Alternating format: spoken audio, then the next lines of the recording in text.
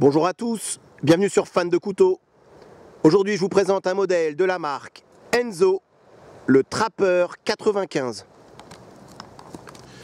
Avant de commencer la revue sur ce magnifique couteau, ça fait plaisir de vous retrouver. Ça fait, je sais pas, 2-3 mois que j'avais pas fait de vidéo. Comme je vous avais dit dans la dernière vidéo, j'étais pas mal occupé et bref, voilà, je vais reprendre un rythme un peu plus normal entre guillemets de vidéo. La prochaine vidéo, une surprise qui va arriver, c'est promis. Je vais sûrement faire une vidéo sur une, comme on dit en anglais, Q&A, donc questions-réponses, parce que je reçois beaucoup de questions sur tout, sur où j'achète mes couteaux, sur mon top 5 lame fixe, mon top 5 couteaux pliants, quel est l'acier préféré pour les pliants, quel est mon acier préféré, qu'est-ce que je conseillerais sur une lame fixe, enfin voilà, franchement des tonnes et des tonnes de questions. Donc j'ai au fur et à mesure essayé de noter sur une feuille, bien évidemment, les questions qui revenaient le plus régulièrement, j'ai envie de dire, et qui pour moi avaient vraiment un sens et qui pouvaient faire avancer un peu le schmilblick. Donc je vais sûrement, c'est certain, fin décembre, début de nouvelle année, faire une, puisque j'ai encore des notes à prendre, faire une, voilà, une Q&A, une question-réponse, donc répondre aux questions de vos questions, répondre à vos questions, en faisant un gros package, que je reçois pas mal de mails et c'est très difficile pour moi de répondre à tout le monde. J'ai régulièrement quelqu'un, voilà, qui m'a dit j'ai des faux, des vrais Spyderco achetés sur un site officiel, est-ce qu'ils sont vrais, est-ce qu'ils sont faux, comment je peux affûter mon couteau et quel est le meilleur système, même si j'essaye de jour d'y répondre dans 2-3 des vidéos. Voilà, vraiment un fourre-tout des questions-réponses. Donc je ferai ça très prochainement, pas dans la prochaine vidéo. La prochaine vidéo, ça sera, comme je vous ai dit, une surprise qui va arriver très bientôt. Revenons à ce qui nous intéresse aujourd'hui, le Enzo Trapper. Le Enzo Trapper, c'est sans doute le modèle le plus populaire de chez Enzo. Avec, alors il existe le Camper qui est plus gros et le Necker qui est plus petit, mais le Trapper c'est vraiment voilà, le couteau, je pense en tout cas pour avoir vu sur YouTube et un peu partout, qui est vraiment le plus populaire de chez Enzo en lame fixe en tout cas. Et pourquoi? Parce que c'est un couteau qui est hyper polyvalent. J'ai que 2 mots et je pourrais arrêter la vidéo ici, c'est simplicité et efficacité. Comme vous pouvez le voir, et comme vous le savez maintenant, je suis vraiment pas fan des couteaux où vous avez des recurves, alors des courbures pour y glisser l'index, pour y glisser un petit doigt, qui font que ça complexifie le manche, ça complexifie un peu l'ergonomie, ça complexifie la prise en main. Et finalement, avec ce genre de couteau, pareil avec un choil à l'avant sur une taille comme ça, je vois pas l'intérêt. Voilà, tout ça et tous ces manches un peu tarabiscotés qui sont fins, gros, enfin voilà, tout ça pour essayer d'avoir un peu plus d'ergonomie. Pour certains, ça va convenir tout à fait, mais pas à la majorité d'entre nous. C'est-à-dire qu'on aura du mal à trouver vraiment la bonne position. Et avec des couteaux de cette, j'ai envie de dire, cette simplicité, non pas qu'il soit mauvaise qualité, c'est juste une simplicité. C'est un manche qui est tout en arrondi, qui est assez simple, hein, finalement tout le monde pourrait arriver à créer ce genre de manche, j'ai envie de dire, enfin tous ceux qui s'y connaissent un petit peu et qui ont envie de bricoler, d'où cette petite note que je rajoute. Si vous allez sur un site, encore une fois bien connu d'entre nous, la Coutellerie Tourangelle, pour ne citer que, vous en avez d'autres mais ça va être un petit peu plus cher, alors je vais en citer d'autres parce qu'autrement on va dire que je suis payé par la Coutellerie Tourangelle, en aucun cas. Vous avez Knives and Tools aussi qui a une gamme assez étendue de couteaux Enzo, et puis le site Enzo, mais la plupart sont indisponibles pour le moment en tout cas. Bref, vous avez des kits à monter soi-même, donc vous avez des lames nues, donc celle-ci, la même lame que celui-ci, hein, le Enzo Trapper en acier D2, vous le trouvez à 53 €, donc sans les plaquettes, vous avez juste, juste la barre d'acier. Après, à vous, avec du bois que vous allez faire sécher, ou si vous voulez vous entraîner un petit peu, de vous fabriquer des plaquettes, peut-être qui seront peut-être un peu plus ergonomiques par rapport à la taille de votre main, et je trouve que c'est un bon début pour tous ceux qui ne sont pas métallurgistes comme moi et qui n'ont pas tout le matériel nécessaire pour aller forger de l'acier, tailler et fabriquer une émouture sur une lame en acier, sur une plaque d'acier. Juste s'entraîner à fabriquer des plaquettes, je trouve que c'est pas mal. Et 53 € honnêtement, c'est pas très cher, puisque ce couteau-ci, tout fini avec l'étui, il est à 115 €. Alors bien évidemment, vous ne trouverez pas, si vous achetez juste la plaque, enfin la lame sans les plaquettes, vous n'aurez pas l'étui. L'étui il coûte 25 €, donc 53 et 25. Et vous pouvez vous fabriquer des plaquettes sur mesure, j'ai envie de dire. Et je trouve que le concept du fabriquer soi-même, do it yourself, très à la mode en ce moment, en tout cas c'est plutôt pas mal.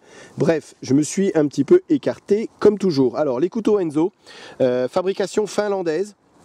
Alors fait à la main, bon je pense pas, une finition à la main peut-être, mais ce sont des couteaux qui sont extrêmement polyvalents et d'un rapport qualité-prix, j'ai envie de dire, somme toute assez satisfaisant. Pour moi, le gros plus de ces couteaux du trappeur ici, c'est qu'on a une très bonne prise en main. Et ce qui permet d'avoir vraiment un très bon contrôle de la main. Vous voyez ici, on a une toute petite garde qui suffit à mon avis largement pour l'utilisation du couteau. Encore une fois, simplicité, efficacité, et je trouve que c'est pas mal. Pas de finger choil ici, donc pas d'encoche pour y glacer l'index. Franchement, ça rajoute un petit peu de tranchant à la lame, et on n'en a pas besoin avec un couteau de cette taille. Construction ici, plate semelle avec des intercalaires rouges. Et là, la matière du manche ici, c'est de la Ironwood, Desert Ironwood, donc du bois de fer d'Arizona. Alors c'est très joli. Par rapport à du G10 ou à du micarta par exemple, mais c'est aussi beaucoup plus fragile. Et vous voyez ici, il est simplement tombé sur le manche sur une surface en béton et pof, une encoche dans le bois. Ça serait sans doute pas arrivé avec des plaquettes en micarta. Et voilà, donc c'est vrai que c'est le bois, c'est joli, ça fait un peu plus traditionnel, ça fait un peu plus authentique, un peu plus voilà, véritable, j'ai envie de dire, comme couteau de trappeur, comme couteau de chasse, mais c'est aussi beaucoup plus fragile. Et afin de préserver nos forêts et de ne pas encourager la désertification, je pense que des plaquettes en micarta, canvas micarta, sont tout aussi jolies. Texture, au niveau de la texture, c'est tout aussi agréable, et en plus ça préserve nos forêts. Enfin ici en l'occurrence l'Ironwood d'Arizona, c'est pas nos forêts, mais bref voilà, je suis pas pour forcément 100% ces manches en bois. C'est très joli, mais c'est aussi bien plus fragile. Gros point positif aussi sur ces couteaux, c'est qu'il existe, alors mis à part sur la matière, hein, vous avez du bois d'olivier, vous avez du curly birch, je crois en anglais ça se dit, du micarta, voilà, pas mal de sortes de matières pour le manche, et vous avez aussi pas mal d'aciers différents qui sont proposés avec ce couteau. Donc ici il est en D2. Vous avez du O1, du D2, du N690, 12C27, du M2, de l'L-Max également. Alors plus ou moins difficile à trouver, on est bien d'accord, puisque le L-Max c'est pas facile à trouver. Et le L-Max est disponible d'après ce que j'ai vu qu'avec les moutures scandinaves. Alors les moutures scandinaves, pour ceux qui ne sauraient pas, j'ai ramené mon bon vieux Mora. Une émouture scandinave, c'est comme ça. Donc celui-ci, ce modèle, le trappeur, il existe soit en émouture plate, que je trouve bien plus polyvalent, je vais vous montrer pour la préparation de nourriture, et que les moutures scandinaves. Mais sachez que pour les amoureux de l'émouture scandinave, pour les rois du bushcraft et tous ceux qui travaillent énormément sur le bois, sachez que le trappeur existe également en émouture scandinave. Ça me permet de vous faire une petite comparaison de taille par rapport à deux autres couteaux. Alors bien graissé comme d'habitude. Ici Folkniven F1, donc on est sur la même longueur de taille de lame de 9,5 cm, d'où le nom Trappeur 95. Sachez qu'il existe un Trappeur 115, donc 11,5 cm de taille de lame, donc avec une lame un petit peu plus grande.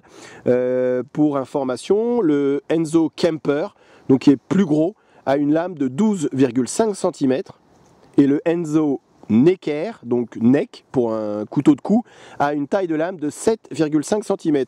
Je pense que le Enzo Necker va faire partie de mes prochains achats.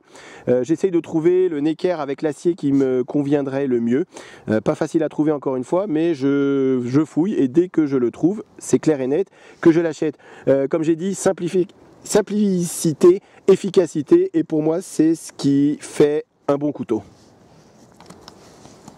Alors afin d'être tout à fait complet, avant quelques tests de coupe, longueur totale, donc ça ici c'est le Mora Compagnon Heavy Duty Kemper 95 et le Folkniven F1. Donc pour être totalement complet, on est avec le trappeur sur une longueur totale de 21 cm, taille de lame, je l'ai déjà dit, 9,5 cm, l'épaisseur 3,5, 3,6, ça dépend des sites.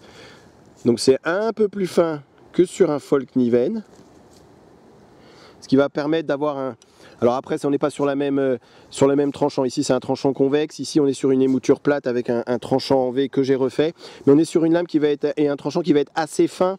C'est ce que j'aime tout particulièrement pour en faire un couteau vraiment polyvalent et aussi pour la préparation de nourriture autour du camp. Vous allez voir, sur du bois ça va nickel pour se tailler une pointe, pour couper des cordages, pour s'éplucher une pomme. Franchement, cette forme de lame par rapport à une émouture scandinave qui va être encore une fois quand même beaucoup plus orientée bushcraft, travail sur le bois avec un tranchant peut-être un petit peu plus fragile pour tout ce qui va être tâche de bâtonnage. Si vous voulez bâtonner avec ce genre de couteau, c'est tout à fait possible. Je vais vous montrer ça également. Donc épaisseur 3,5 et c'est livré, donc je l'ai déjà dit mais c'est important de le souligner, made in Finlande, donc fabriqué en Finlande, contrairement à d'autres couteaux.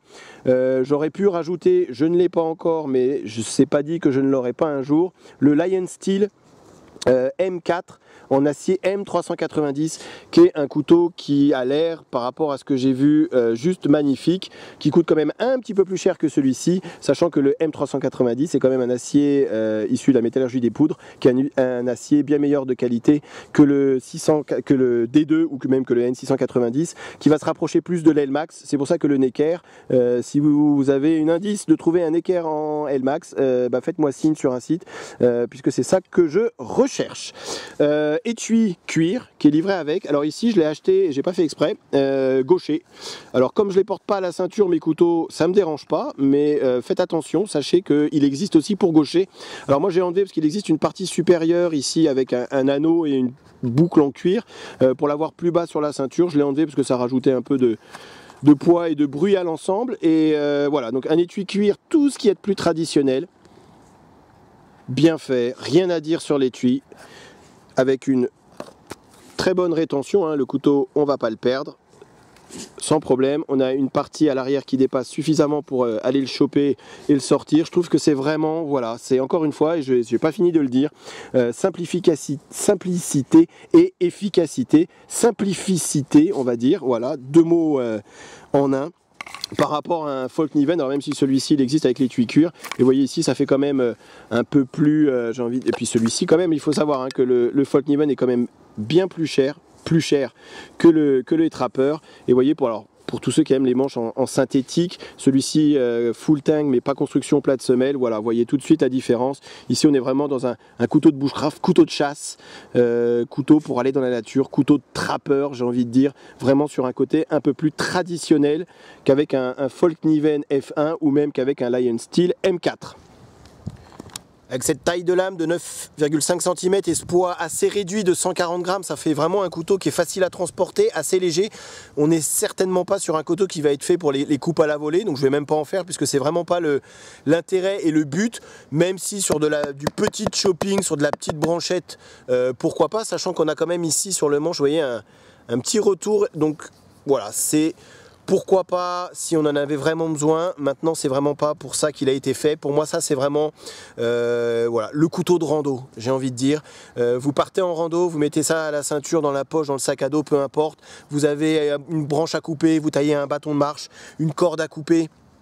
Vous préparez un casse-dalle, coupez un peu de nourriture avec cette émouture plate, la taille du couteau, la finesse du tranchant, la relative finesse du tranchant, c'est pas hyper fin, c'est juste vraiment un couteau hyper polyvalent. Donc là je vous fais sur le petit test sur du cordage, vous allez être déçus, hein. J'ai pas le tuyau d'arrosage mais c'est juste pour vous montrer la qualité du tranchant, la facilité avec laquelle on va arriver à voilà, alors couper du cordage, ça c'est sûr. Alors ici l'acier des deux. Pendant que je vous fais cette petite démo sur le cordage, pourquoi l'acier des deux, pourquoi pas du N690, pourquoi pas du 12C27. Alors le D2 pour moi c'est un acier qui va être, bon c'est pas pour moi, c'est un acier semi-inoxydable, donc il va falloir quand même en prendre un petit peu plus soin que de l'acier purement stainless comme le 14C28N ou comme le N690. Le N690 c'est la version européenne du VG10 japonais, donc un acier purement stainless, mais je trouve que pour un couteau outdoor, entre solidité, ça c'est le D2, vraiment j'ai rarement vu des chips, donc des petites encoches arriver sur la lame, contrairement à un acier peut-être comme du S30V, même si celui-ci n'existe pas en S30V. Voilà, je trouve que le D2 c'est vraiment le bon compromis entre dureté, efficacité, facilité à l'affûtage et une tenue du tranchant vraiment hyper satisfaisante. Je trouve que le D2 c'est un acier qui est très dur, voilà, et c'est ça qui me plaît pour le couteau outdoor. Ce couteau là, ça fait plus d'un an que je l'ai et c'est un couteau que j'utilise très régulièrement quand je pars à la journée, la demi-journée avec mon chien dans la forêt, que j'ai besoin d'une petite lame, on sait jamais, pour comme je vous dis, et comme souvent, voilà, pour le 4 heures, m'éplucher une petite pomme, couper, faire un bâton de marche, voilà ce que j'aime faire dans la forêt. Alors je vous le fais en direct sur la pomme pour vous montrer la qualité du tranchant et la relative finesse et pourquoi je trouve qu'une émouture plate va être beaucoup plus adaptée à la préparation de nourriture qu'une émouture scandinave. Voilà, plus polyvalent en tout cas à mon goût, peut-être moins orienté encore une fois travail sur le bois, mais quel bonheur, quel bonheur. Alors là c'est encore une fois c'est mon chien, mais vous voyez, on arrivera à faire vraiment de la une petite tarte aux pommes, hein, pourquoi pas si on avait du feu, de la pâte, de la farine et de l'eau, mais vous voyez avec quelle facilité on arrive à s'éplucher, voilà, pas éplucher mais à couper une pomme, pourquoi pas voyez. Vraiment, on pourrait penser que c'est entre le couteau de rando, le couteau de cuisine un peu plus hard use, un peu plus voilà, avec lequel on va pouvoir faire plus de choses.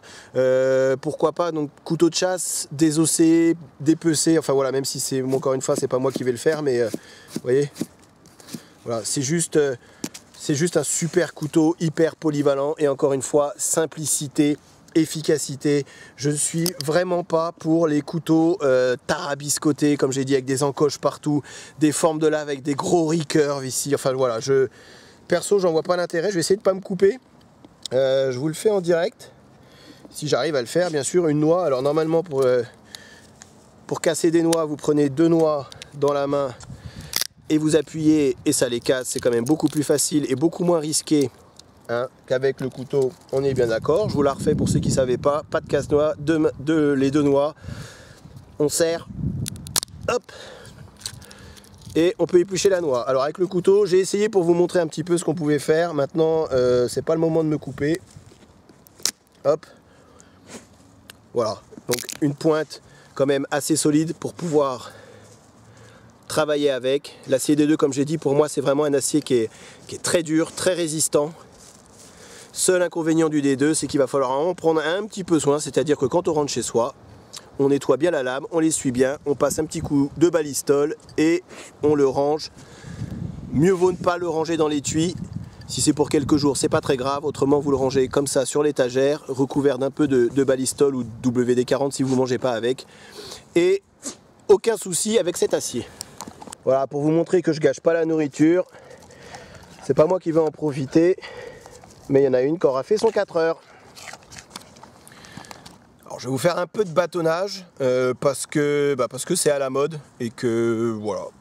Même si je pense que c'est pas forcément et c'est pas du tout l'orientation de ce couteau-ci. Il y a des couteaux qui vont être quand même bien plus adaptés pour faire du bâtonnage avec des constructions, je dis pas plus solides mais plus adaptées, c'est-à-dire avec un talon dépassant pour replacer le couteau, avec un manche en micarta qui va être quand même un peu plus solide ici que le bois.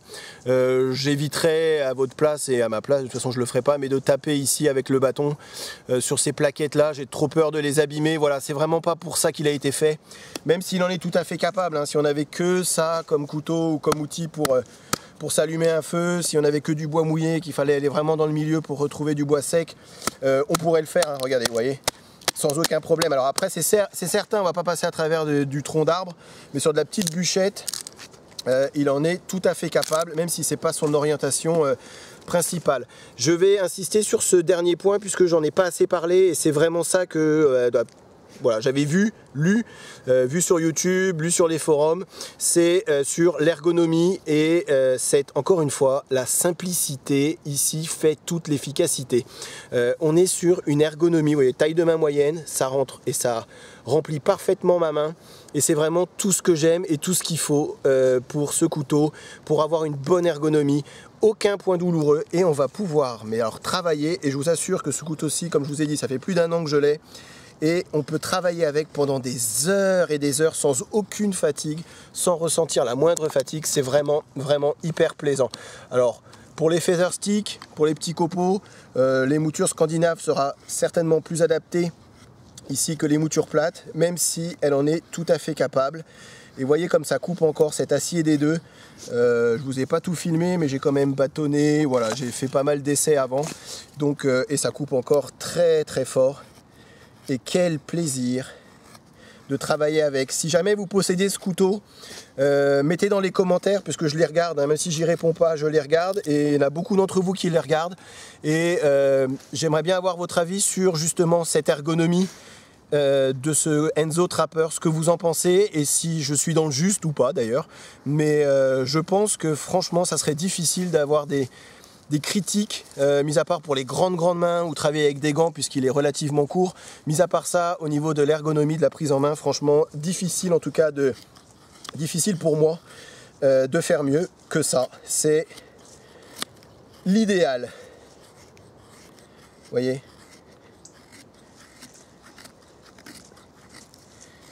Comme d'habitude, vous voyez, les choses ne changent pas. J'ai toujours autant de mal à terminer les vidéos, surtout quand je suis aussi enthousiaste sur un couteau.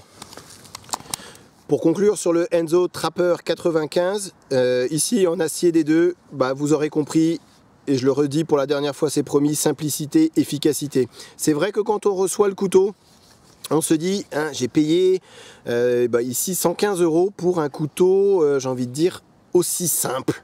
Il n'y a rien qui dépasse. Vous n'avez pas de trou pour passer un cordon, vous n'avez pas de talon dépassant. Bon, oui, vous avez des liners ici rouges qui rajoutent un peu de couleur et de travail. Et vous vous dites, ouais, pourrait vraiment rentrer dans le détail. Vous voyez, au niveau des finitions, par exemple, ici on voit le polissage de la lame qui s'arrête à ce niveau-là. Donc on se dit qu'ils auraient peut-être pu, sur les détails de finition, faire un petit peu mieux. Ici, il y a un poil de colle qui peut dépasser au niveau du manche. Et donc on se dit, bon, j'ai quand même payé 115 € pour un couteau, somme toute, simple, qui a rien d'extraordinaire comme ça à première vue. Mais alors, allez travailler avec, allez couper du bois, allez vous préparer, comme j'ai dit, un casse-dalle. Pourquoi pas mettre ça sur une petite planche de charcuterie entre amis, voilà, pour se couper. Et vous verrez un peu la réaction. Waouh! Qu'est-ce la prise en main, mais qu'est-ce que c'est agréable. On a cette douceur. Et je ne vais pas comparer à Bark River, parce que on n'est pas dans la même... je pense dans la même cour, mais je vais quand même faire un parallèle au niveau du ressenti du manche et au niveau du ressenti de l'ergonomie. On en est vraiment pas loin. Pour moi, Bark River, ce sont des couteaux qui ont une ergonomie qui est juste parfaite. Et là, franchement, on s'en rapproche vraiment beaucoup. Alors, pas de comparaison parce qu'on n'est pas du tout sur les mêmes qualités, j'ai envie de dire, des finitions et des petites choses qui font que, voilà, Bark River, c'est un cran au-dessus. Mais on n'en est pas loin et franchement, pour une centaine d'euros, on a quand même quelque chose qui est certes simple, mais hyper efficace. Et l'étui, c'est pareil, c'est simple. Hein, c'est du cuir ici, voilà, avec une simple couture, mais voilà, c'est tout, il est efficace. Le couteau, on va pas le perdre, c'est de la bonne qualité, rien à dire, voilà, rien à dire. C'est beau, c'est propre, c'est net, c'est efficace. Et finalement, moi, c'est tout ce que je demande à un couteau. Je vous remercie d'avoir regardé cette vidéo et je vous remercie de votre fidélité à la chaîne malgré cette longue absence. Ça sera sûrement, enfin voilà, je vais reprendre un rythme plus régulier comme je vous ai dit, mais je tenais vraiment à vous remercier de rester fidèle à la chaîne, fidèle à fan de couteaux. Franchement, c'est cool et j'apprécie énormément. Merci et à très bientôt, salut.